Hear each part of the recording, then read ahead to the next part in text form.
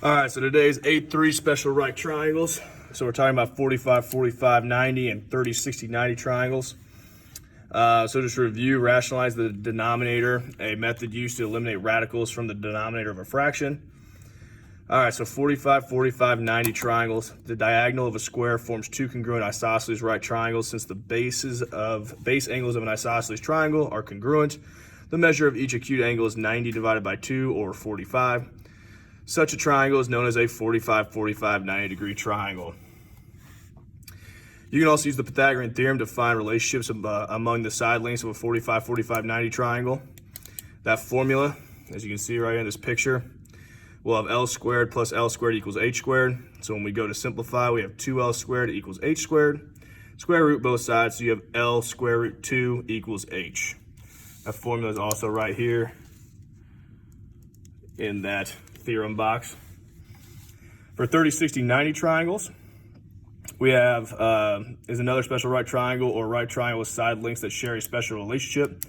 You can use an equilateral triangle to find this relationship. So as you see right there in that picture, when an altitude is drawn from any vertex of an equilateral triangle, two congruent 30, 60, 90 triangles are formed in the figure. Triangle ABD is congruent to triangle CBD, so AD is congruent to CD. If AD equals X, then CD equals X, and AC equals 2X. Since ABC is an equilateral, AB will equal 2X and BC will equal 2X. Notice that an altitude of an isosceles triangle is also a median of the triangle, and figure BD bisects AC. So use the Pythagorean Theorem to find the length of the altitude BD, which is also the longer leg of triangle BDC. So when we do that, we get this up here, the top left. A squared plus X squared will equal 2X squared. Then we have A squared plus X squared, and simplify this to be 4X squared. A squared, we subtract the X squared over, so we have A squared equals 3X squared. Square root both sides, so we have the square root of 3X squared, and you simplify that, we would have X square root 3. So then our formula is right here and here. So the short side would just be S. The longer side would be S root 3, and then our hypotenuse is 2S. Study tip, use ratios. The lengths of sides of a 30, 60, 90 triangle are in a ratio of root 3 to 2 or 1. Root 3 to 2. Remember, the short side of a triangle is opposite the shortest side, and the largest angle is opposite of the longest side. So for these first three, we're using 45, 45, 90 degree triangles. So we're using that first formula we talked about. So for this one, since they gave us a leg, this leg would also be 5. And we're trying to find X. If we look at our formula on the first page, right here, this is going to be the hypotenuse, which is L root 2, and our L is just our sides. So since our sides is 5, X will just be 5 root 2. For number 2, they give us the hypotenuse, and we have to find the legs. So again, L root 2 is our hypotenuse. So if we did L square root 2 equals 14, because we have the hypotenuse, we have to now just solve for L. So the first thing we would do is just divide by the square root of 2. So L equals 14 square root of 2. To get that square root of 2 out, we have to multiply the top and the bottom of the fraction by the square root of 2. Because when we do that, L would equal 14 root 2. And the square root of 2 times the square root of 2 is just 2, because the square roots cancel. So then we just do 14 divided by 2, which is 7. So 7 root 2 would be L for that one. And then number 3, again, they give us the legs. So all we're going to do, again, H will equal 2 square root L. I'm sorry, I just wrote that wrong. It's going to be the square root, or L square root 2, just flip flop it, okay? So L is 11 root 2 times the square root of 2. Again, just like we did over here, the square root of 2 times the square root of 2 is just 2. So we have 11 times 2, which is 22. So now when we're looking at 30, 60, 90 triangles, okay, we got to find X and Y.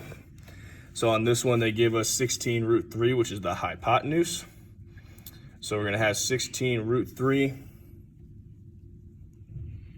And if we look at our formula right here, that's gonna be 2s. So that's our hypotenuse would equal 2s. So we just gotta divide it by 2.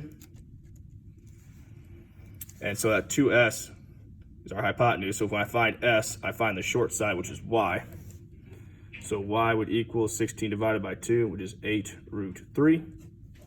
So there's y.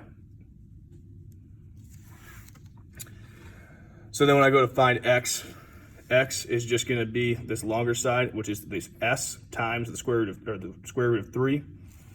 So for x would equal 8 root 3 times the square root of 3. Again, just like when we did the square root of 2 times the square root of 2, the square root of 3 times the square root of 3 is just 3. So we have 8 times 3, which is 24. So moving on to the next one, they gave us s. So 7 equals s in our formula. So to find y, the long side, I just have 7 root 3 going on with my formula. And then x is the hypotenuse, which equals 2s. So x will just be 2 times 7, which is 14. And the last one, well, not the last one like this. Again, 30, 60, 90 triangle, and they gave us the long side. The long side is equal to s root 3. So I do 12 equals s root 3. I'm solving for s, so I divide by the square root of 3. So I got 12 root 3 equals s. I gotta multiply the top and the bottom by the square root of 3.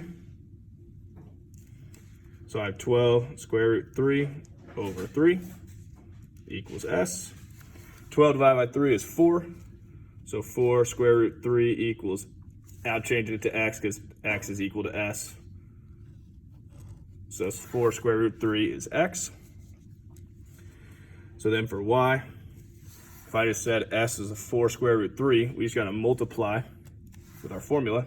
H is 2s, so we just have 2 times 4 square root 3, which will be 8 square root 3. All right, so for the last art problem here, Paulo is making an engraved plaque that is 3/4 inches high to the winner of a chess tournament. He has a mailer that is a regular triangular prism with 4-inch equilateral triangle bases as shown in the diagram. Will the plaque fit through the opening in the mailer? So our picture is gonna look something like this. Okay, that's gonna be the prism. And we know that each side is 4 inches. And we don't know what the height is, okay? So one of these triangles, if I move this triangle over, I'd have a 90-degree angle there. This angle would be 60, and this one would be my 30. All right, so this is my short side at the bottom, like my S. This side will be S root 3. And the hypotenuse will be 2s as far as our formula goes.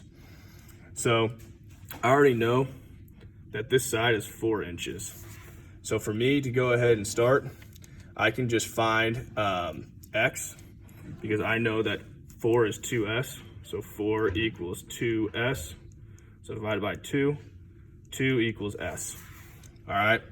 So if I know 2 equals s and I need to find this height to see if it's less than 3 1/4, okay, I'll have 2 root 3 is equal to x, or the height of my prism. If I plug that into my calculator, that equals 3.5. So since that's 3.5 inches and we need to fit something that's 3 1/4, we know this will fit. So yes, the plaque will fit. Fit because the height of the prism is 3.5 inches and the plaque is 3.25, or 3 1/4. So it'll fit. And that's all for 8-3.